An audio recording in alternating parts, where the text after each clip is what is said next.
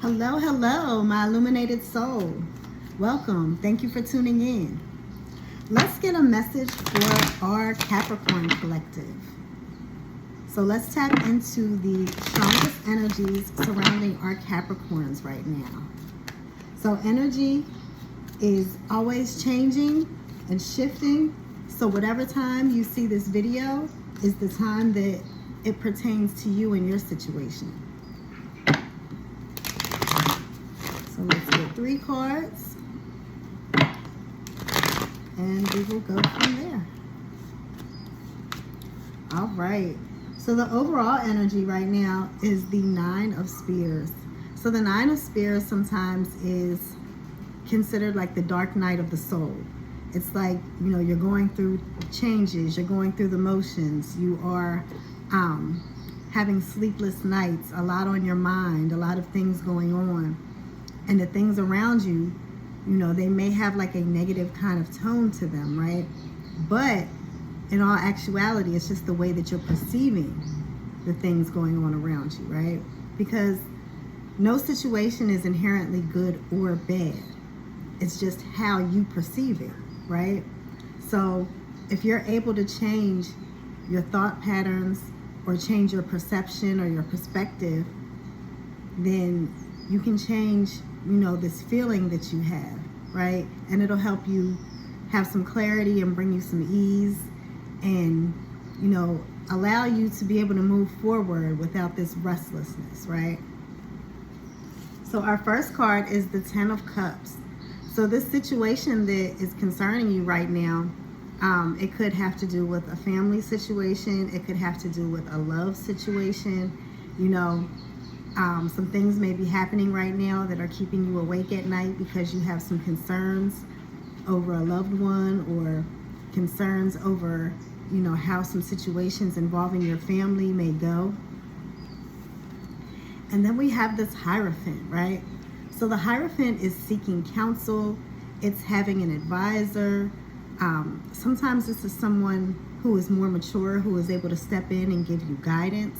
So, you know, when we're going through this dark night of the soul, a lot of the times we seclude ourselves and we isolate, when really this is a time that we need to be reaching out for help or, you know, allowing others to help us. You know, because when we're isolated, people don't even really have access to us to even know our situation and what's going on to be able to reach out and help us. So this could be calling you to, you know, seek some counsel, maybe seek a therapist or, you know, someone who has some type of insight, who can give you some clarity into your situation, who can help you heal, you know, these negative or toxic thought patterns and behaviors, right?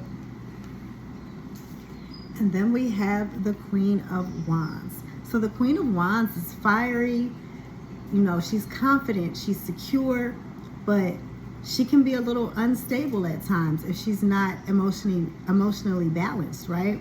So if you're in a state where, you know, your negative thoughts are consuming you and you have this type of personality, this can cause you to snap at people. This can cause you to fly off the handle easily, have a very short temper, you know, and this can add to situations that could already be possibly frustrating or hard to deal with, right?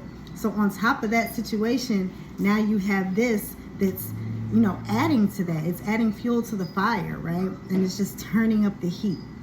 So that makes this night so much harder, right, to get through.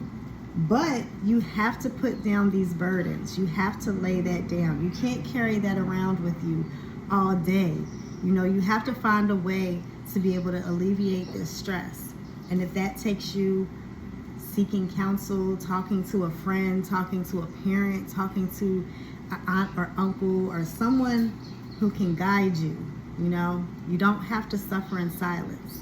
You don't have to do this alone. So, all right. From what I see here, you know, this isn't a negative reading. Nothing is inherently good or bad or positive or negative.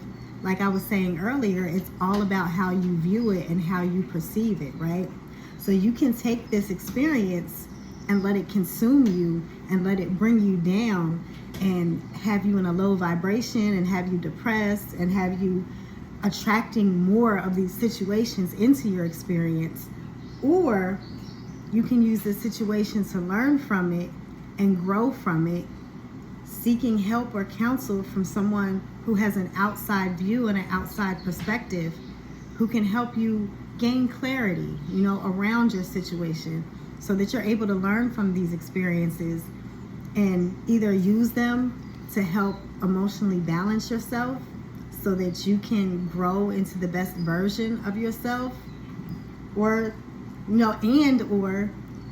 to help you grow in this relationship or in this situation, so that you're not always flying off the handle, so that you're approachable, so that when there are issues or there are situations at hand, that you'll be more approachable, you'll be more receptive, you'll be able to, be reasoned with. No one wants to deal with someone who's always flying off the handle, who's, it's always their way or the highway, someone who is non-negotiable, who won't listen to you.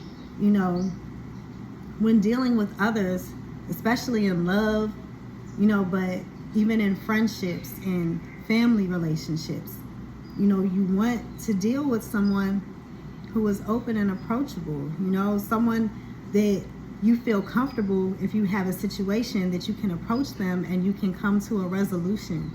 If you love someone, you don't always want to be bumping heads and at odds all the time. So it's good to be able,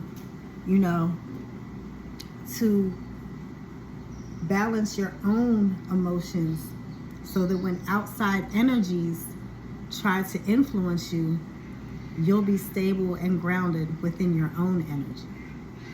Right? All right, y'all. So thank you for letting me read for you, and I look forward to reading for you again. Have a blessed and abundant day.